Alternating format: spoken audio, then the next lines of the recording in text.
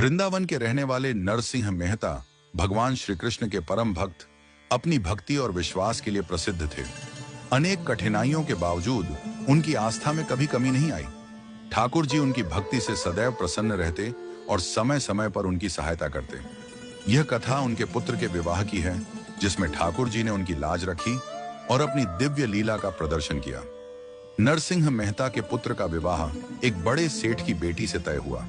सेठ का परिवार धनी और प्रतिष्ठित था, लेकिन जब सेठ को पता चला कि नरसिंह मेहता आर्थिक रूप से कमजोर हैं, तो वह चिंतित हो गए। उन्हें लगा कि उनकी बेटी को ऐसा वर नहीं मिलना चाहिए जिसकी आर्थिक स्थिति अनिश्चित हो। सेठ ने नरसिंह मेहता को एक पत्र भेजा, जिसमें बारात के लिए कुछ शर्तें रखी। पत्र में लिखा था कि बारात में हाथी, घोड़े, नगाड़े बजाने वाले, लालटेन लेकर चलने वाले और आभूषणों से सजे बाराती होने चाहिए।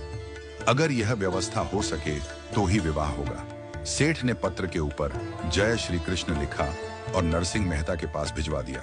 जब नरसिंह मेहता ने पत्र देखा तो जय श्री कृष्ण देखकर उन्होंने कहा, यह तो ठाकुर जी का पत्र है। उन्होंने पत्र खोला नहीं, बल्कि ठाकुर जी के चरणों में रख दिया और प्रार्थना करते हुए बोले, भगवान, यह पत्र आपके नाम है। इसमें जो भी लिखा है वह आपकी जिम्मेदारी है। ठाकुर जी उनकी भक्ति से प्रसन्न हुए और मुस्कुराते हुए बोले, तुम्हारा विश्वास अद्भुत है। तुम बस बारात लेकर चलो, बाकी सब मैं देख लूंगा।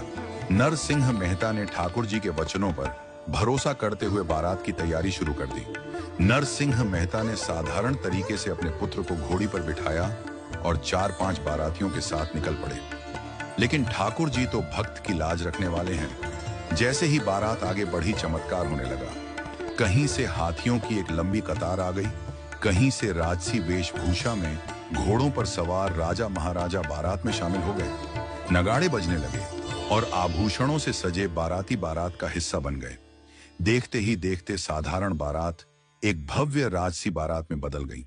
जब बारात कन्या के पिता के घर पहुंची तो सेठ ने पहाड़ी से बारात का दृश्य देखा। यह देखकर वह चकित रह गए। उन्हें लगा कि यह किसी बड़े राजा की बारात है। सबसे आगे नगाड़ों के बीच स्वयं द्वारिकाधीश ठाकुर जी नृत्य करते हुए बारात का नेतृत्व कर रहे थे।